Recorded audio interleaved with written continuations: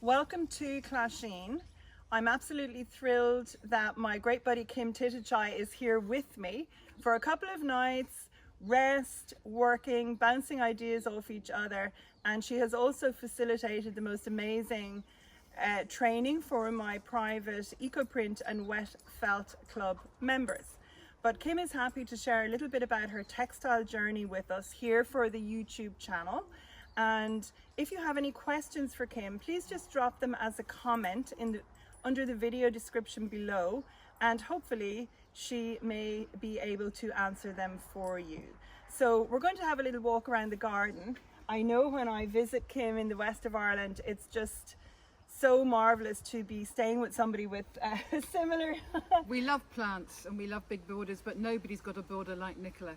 So I've brought a few little plants up from my flower border for Nicola, but I'm hoping I might just take a couple more back for me on the west coast. But obviously I have to cope with the wind. Nicola's reasonably sheltered here. And things that are really great when we're together also, the fact that we both facilitate workshops online, we both teach internationally, we both teach locally, and we value our quiet time and we value nature and the surroundings. It's interesting to see the property here through a different lens when Kim is visiting, and our dogs all love each other's company too. So let's just go up to the picnic table first and we'll have a little bit of a chat about how Kim became involved in textiles, and then we'll go and we'll have a little walk through the print and dye borders, which are now 3 years old. And they are fantastic, as you will see. What many people don't realise is the fact that textiles weren't or wasn't Kim's major in college when she was doing her degree. Maybe you might like to say how you came to the textile area, Kim, and what your background is in design and craft and art. Well, in the far off days of yore, when I went to art college, there were only 2 textile courses. One of them was printmaking and the other one was weaving, neither of which I wanted to do. So this was in 1975 when I went to art college. So I did the next best thing, which was wood, metal, ceramics and plastics. Nothing to do with textiles, but the way they taught the course, they taught you how to use the materials and the media before you could design anything, and before you could make anything. And that was really exciting. So I eventually majored in ceramics and silver, but I still work in plastics now. I don't do so much in wood because you have to be quite good with wood, and I'm not very neat and tidy. And at what stage did you actually start working with plastics? How many years ago would that have been? I started work in 1975. We did a foundation year and we did a rotation of all 4 media. So I worked in plastics, and then you had to specialise in 2 and then 1 over the 4 years of the degree. So I eventually majored in ceramics because I love making things 3D. I love the form. That's what's really exciting. I love holding things, the tactile way that you work with ceramics. I didn't like to throw because it was too symmetrical, and also I couldn't centre it. So I ended up slabbing and coiling, and I just love coiling. I had the best time. I made the most wonderful, gorgeous shapes. But I couldn't afford to buy the kiln that I needed and all that kind of thing. So I got married and ran a restaurant. And then when things didn't work out quite so well, I then went on in 1985 to do my first diploma in stitch textiles at Brighton Polytechnic, as it was. It's a university now, with Maeve Edwards, which was very experimental. I could use my plastics, machine embroidery, all that kind of thing. But still, textiles weren't valued. It was kind of seen as domestic work done by women. And do you find that textiles in general are considered craft or art, or a combination of both? Oh, is that a great thorny, divide. thorny It is a great topic? divide. Number one, it's created by women. Generally, there are more men working through, and obviously Nigel Cheney is a great advocate for stitch. He's fantastic. When he used to have the shows at the Dublin College, my goodness me, the students' work was so exciting. Nigel's an amazing tutor. So there are some great men in textiles now, but there are obviously far more women. Sadly, men get more attention. Bitter and twisted, me. I just love textiles. I've always loved textiles. We used to play dressing up. We used to go to jumble sales and get clothes. We used to recut them, make all kinds of outfits, dressing up as princesses. And I've always loved textiles, the drape, the shine, the feel, but it was never valued until much, much later on. And even now it can be difficult to earn money as a textile artist. It's a kind of curvy, wavy path that you go through. I think if you're very dedicated and very good on social media and very good at marketing yourself, then I think you could make a living from it. But it can be quite hard to do so. It is interesting in the wet felting world. You know, when I think of men, I think of Mehmet Girgic, he's in Turkey, and I think of Istvan Vidak, who's in Hungary. You know, with textiles, one of the most amazing artists I have ever met is Arturo Sandoval. He's in Texas, in Lexington. He's just, in Kentucky. My goodness, my brain. Apologies to my American friends. Lexington, Kentucky, and he's I went to his studio in the university there, and he brought me to the hospital, and we saw some of his large-scale public works, and oh my goodness, I was absolutely blown away. He's what sort of work does he do? Well, felt is quite a broad. No, church. He's not felt. He would be art quilting. Okay. But for example, some of the work that I saw, which was absolutely outstanding, you know, he was using when they had been doing some work on the hospital, I think, or maybe some building. I think it was the hospital. You know, sometimes when they put up fabric outside a building Yes. to protect it, and Yes. it looks a little bit like, you know, you could print on that fabric. So afterwards he cut that into strips, and then he would weave with the strips, and he would do different things. I mean, I'm not explaining well, but his work was incredible. And I was really, really, really privileged that he invited me and a friend when we were in the university seeing him, and also when we went across to the hospital. He invited us back to his home for a cold drink and a look around. And one of the things that really struck me, because I know both you and I love gardens, and he has a super garden, he had the most incredible outdoor piece of weaving, and it was like a rug.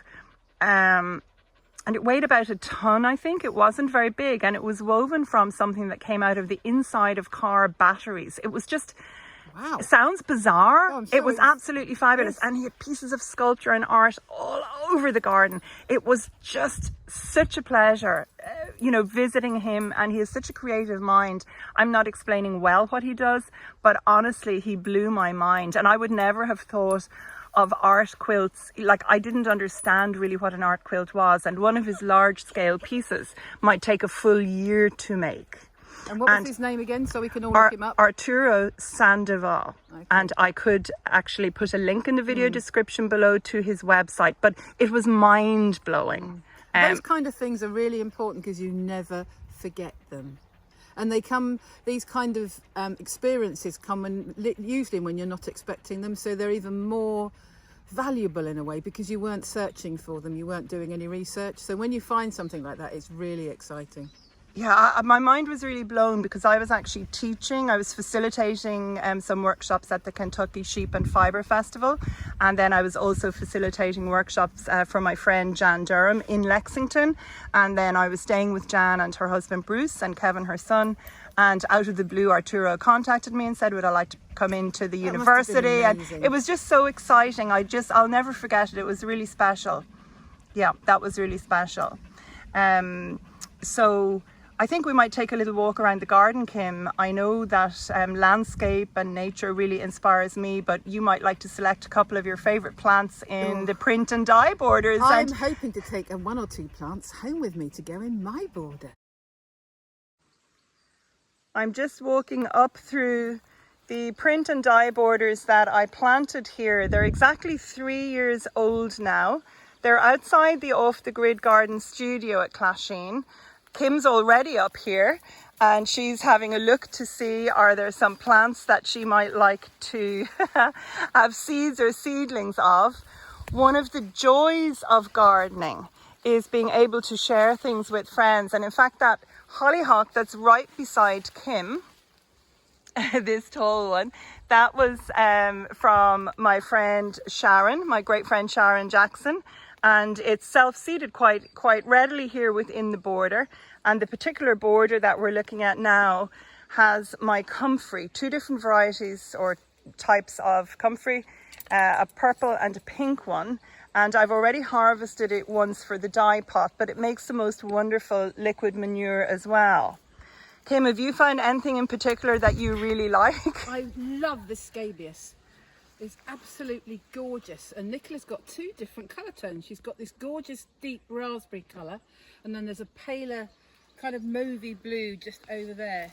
But what is this about to start? It looks like it's going to have white flowers on it. Yes, I can't actually tell you the name of that because I have forgotten the name. It was one of the plants. Initially, when I planted this up 3 years ago, I made sure to buy a selection of really beautiful plants from Caherhurley Organic Nursery. And I tried to choose plants that I could use for eco-printing, for natural dyeing, or to attract wildlife into the garden. And interestingly, you say this particular plant here is one of your favorites. I love it too, and I love how it looks against the dry stone wall. But interestingly, that plant is something that just arrived into the garden. And initially last year it arrived and it was just the rich cerise purpley one. And now it's got 2 different colours this year. And this here is Himalayan indigo. I've never actually done anything with the plant, but isn't it pretty? It is. The leaves, it's kind of almost like a kind of, well, not a pea. It is kind of like a pea flower and a pea. It's just beautiful. And what I thought at the beginning, like if you feel those leaves, you can almost feel they're a little bit rough against your skin, and at night time they close up, so they come in like your 2 hands together. They pray. Yeah. That's spiky. And people may be wondering about all the foxgloves that are now over, but I allow natural wild plants to self-seed as well in the borders. And from the design perspective, Kim, do you get inspiration when you're outside? What sort of inspires you, or scale or colour? It's the arching I love. I mean, number one, I'm jealous of the scale because living on the very, very windy west coast of Ireland, I live right on the Atlantic. There's no hiding place from the wind. So Nicola's Verbena bonariensis. I mean, I don't know if you can see that one right through there. Yeah, that must be 8 or 9 feet tall. I had... Jealous me, not. I just love the whole scale of the border to start with is just, I mean, can you have too many plants? The problem is the time to look after them. I have, and I know Nicola does as well. She does a magnificent job balancing her teaching, her filming, her gardening, and everything. But she's also very generous, I might point out, with the plants that she lets people take away with her, I hope. I love the fact that the foxgloves have gone to seed and you haven't chopped them back yet, because they've got that lovely little arching twist on the end. And when you see them together as a group, they're absolutely beautiful. And with the yellow, what's that yellow behind sticking up? So that yellow is one of the Liguellarias. Now it and its smaller version, they are the only plants really that could do with a much more moist condition.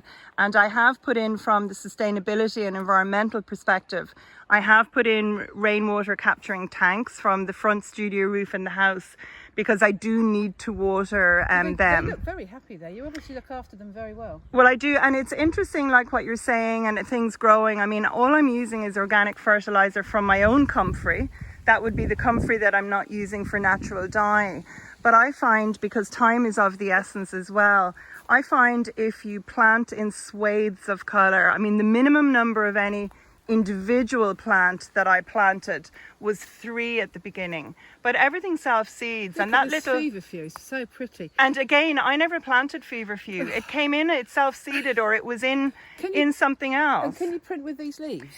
I bought them with the view to printing with them, and I have not had time yet, but it's got the most wonderful airy feathery it's plant. Very, very pretty plant. It really is lovely. Very. And does it have any seedlings, Nicola? I'm not sure, Kim. But if it doesn't have seedlings, I could certainly at the appropriate time of year give you a rooted piece. Because if you look through there, just look at that, it's just beautiful. And if those are all going to be white flowers, which I think they are, it's sort of white with a little bit of a pinkish undertone on them. So another month, well, another couple of weeks, because it's very warm today. It's just gorgeous. And huge verbascum. Yeah, I'm thinking of the verbascum. Do you want to just walk down the path that way a little bit? That verbascum there is nothing like as large as one I had last year. Yeah, I so remember seeing that on social media. one that I had last year grew over 3 meters tall. It was quite extraordinary. While you're filming. Just look at the size of this Verbena canariensis. Just look. And Nicola had a hummingbird hawk moth last year. And also, which I had last year and the year before on the verbena, I had comma butterflies, the most amazingly beautiful butterfly. Making our way through the jungle without hurting any of the plants. Don't worry. Kim is just carefully getting through here because I'll swing around and I allow the plants self-seed in the paths between the borders so that I have plenty of seedlings to give to friends and then replant when I have gaps. So the other thing actually, Kim, that is not as tall this year, but you see this yellow plant here, this is Inula. It's still taller than me. It's still about 6 feet at the moment. And that will grow about another foot or two. But yes, look at that verbascum. Well, look at this yellow here. What's this? So this is a fantastic eco printer. This is one of the Coreopsis or tickweed. It's fantastic if I'm using tannin and iron reactions. So can you get the flower shape? Absolutely. Or is it just a dye? Oh no. The flowers are So you get amazing so prints whether the flower is face down or face up. So you get a different print from the front and the back of the flower.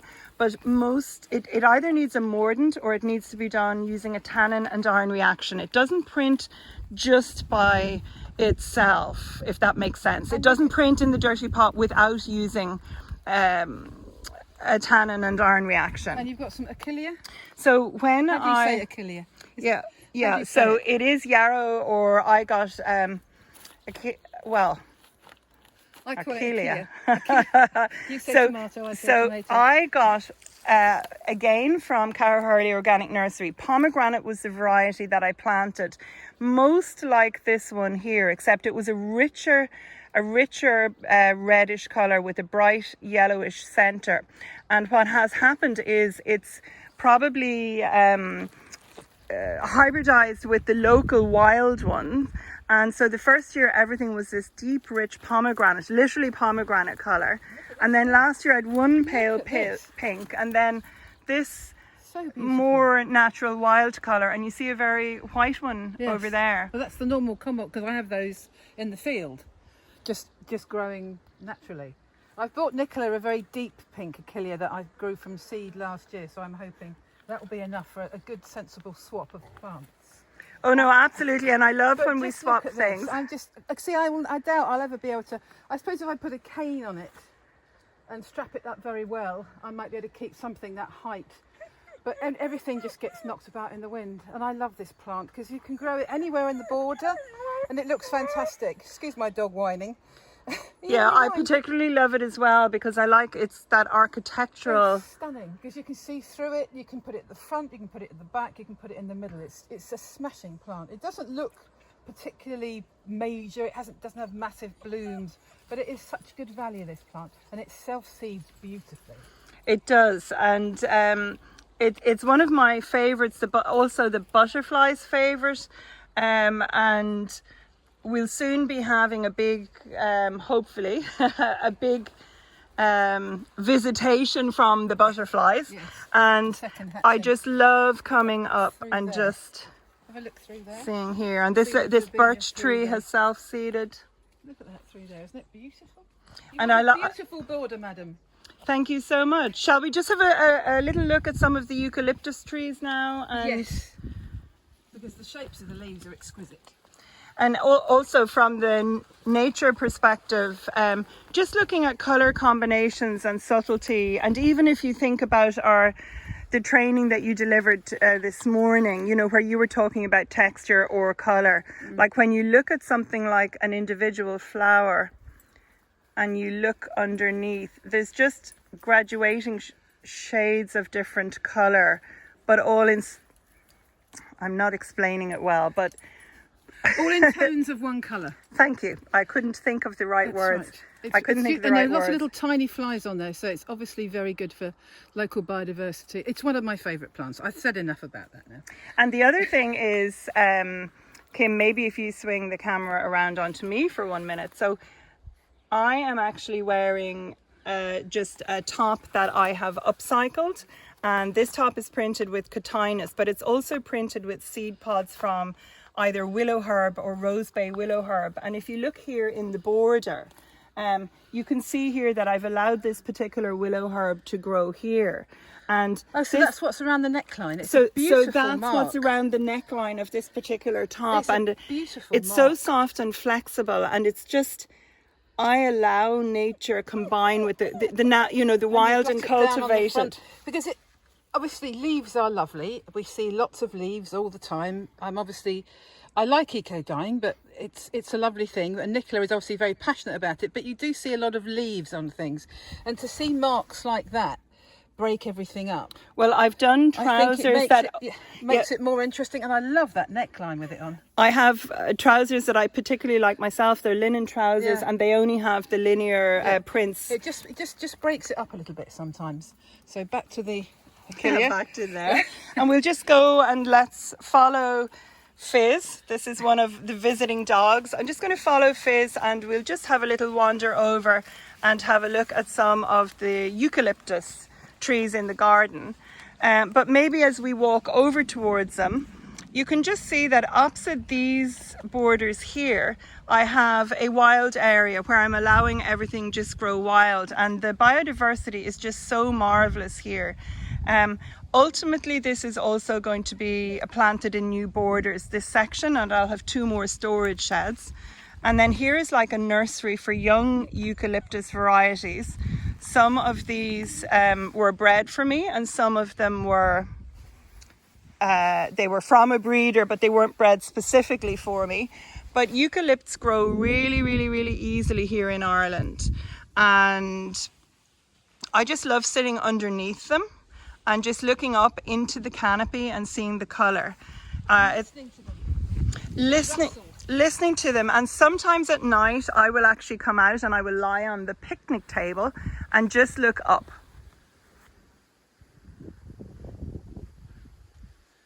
They are beautiful, and the sound they make is very restful. And I should mention as well, I may have planted over 900 eucalyptus trees here on the property because I just love using them for my eco printing, but I've also planted about 11,500 deciduous trees and local trees. Look at the colour combination here. Just going off on a tangent, this morning I was talking about using tones of one colour so that you can see all the texture. This is a perfect example because are these bracts or so these are bracts. Well, they're and leaves these are the actually. Leaves, yeah. So, but there are different. So then the new leaves, so they'll turn to this colour, will they? So juvenile eucalyptus foliage is usually a different shape and a different colour. So if you look here, for example, this is juvenile foliage, and the leaves are opposite each other. But as the tree matures, the leaves then become longer and longer. And in fact, if you look here, Kim, you can see that there are flowers. Yeah. Oh, look. Oh, are these what they call the gum nuts? So no, the nuts are after the flowers have finished, and then there's the nuts. Let's see if we can find you some nuts. So these are buds, and these are buds, and these are flowers. Because I've seen the nuts for sale and things at textile shows, what they call the gum Oh, nuts. really? Yeah. Oh, right. And look at the texture here. It's just great having somebody else who looks at texture. That. Yes. And it's just, there's so much to see here. You just go blind with it. It's lovely. So it's hard to believe as well that some of these trees that are nearly 30 feet tall, this is only their 5th season growing here. And an Australian friend and relative told me I needed to top the trees early on, and I didn't do it. And I may live to regret it because I may not be able to get the, get the vegetation soon. But you've got others, haven't you? How many acres? Yes, I have over 900 new eucalyptus at the bottom of the front field. But let me show you one thing before we wrap up that I think you're going to love, and then I'll show you some nuts. So something I absolutely adore within my work, I'm looking for leaves often with nibbles. So look at these, Kim. Natural shapes. Shaped by nature. Often people are looking for the perfect leaf, but to me this is the perfect leaf because there's going to be graduations of colour, the print is going to be fantastic. If I use rusty water, homemade rust water and iron, often what will happen when you have leaves that are yes, leaves really that start lacy. to have nibbles and things out of them. What can happen is that if you gave that a little soak in rust water before you laid it onto your piece of fabric, there may be stronger colour outlines where the rust starts to eat into the, not eat into, but it's getting absorbed by the leaf. So you'd have more definition on the edge? You'd have darker colour on the edge, yes. But isn't this colour combination beautiful?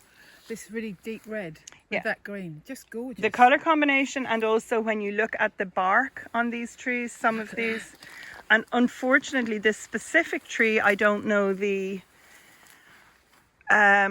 exact eucalyptus that this one is, and that's because I was given a few young trees by a greenkeeper at a local golf club, and he didn't know what they were either. But before we wrap up, I just want to see, can I find you some nuts? Just so you can see what a nut looks like. Well, I've seen them on Australia, but it would be lovely to see them in Ireland. So a little bit of Australia in Ireland. I'm not actually sure if the camera is going to pick these up. But here on this particular tree, which is Junama or snow gum. Yeah, little ones. I'm not sure that maybe we can see them there. So the gum nuts are basically the seed heads, for want of a better word, and they are just gorgeous, but different trees. You can see them actually more clearly over here, Kim, look. They're quite an interesting shape, I seem to remember. So these ones here are smaller. And can you dye with those? Oh, they're absolutely spectacular. They give just amazing colour, and you can use them, for example, for something like shibori, where you tie them into your piece of fabric, and then where you print or dye, and then you open it and they'll have given colour. To draw as well, because they're a beautiful shape. And each eucalyptus, they have different, often it's hard to identify them, but you can do so sometimes by the flowers and the nuts. And whether they have clusters of flowers or how they're spaced out on the actual tree. It's wonderful looking up at them. And another place that's wonderful, but we won't walk through today, is just this acre behind the house is oak with some mixed species of birch and Scots pine.